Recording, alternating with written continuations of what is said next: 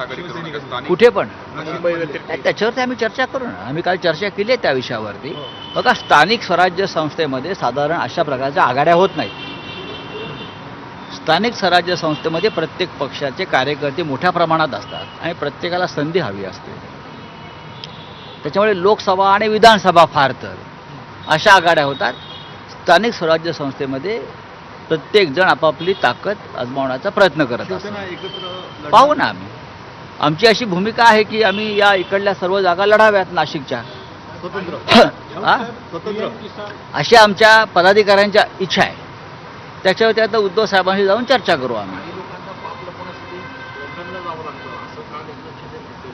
मग हे कुठे जातात? गुवाहाटीला का सुरतला की गोव्याला की दरे गावात? काय कुठे जातात हे? बघा, यांची मती गुंग झालेली आहे, हे भरकडलेले आहे. हे सगळे अघोरी साधू आहेत आणि प्रयागराजच्या अघोरी साधू जे आहेत त्यांची तपस्या आहे. त्यांची तपस्या आहे. ते हिंदुत्वाचे प्रतीक आहेत.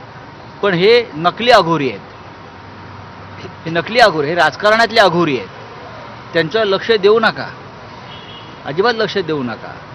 आणि हे जे अघोरी कृत्य करतायत सगळे राजकारणात, पापं करतायत, त्याच्यामुळे हे गंगेच्या किनाऱ्यावर जमलेल्या अघोरींचं नाव खराब होत आहे. बहुतेक नेते प्रयागराजला गेले संगमावर डुबकी मारायला. आपण नाही गेलो, शिवसेनेचे नेते नाही गेले. भाऊसाहेब देखील जाणं अपेक्षित होतं, गेले नाही. प्रश्न चांगला आहे तुमचा.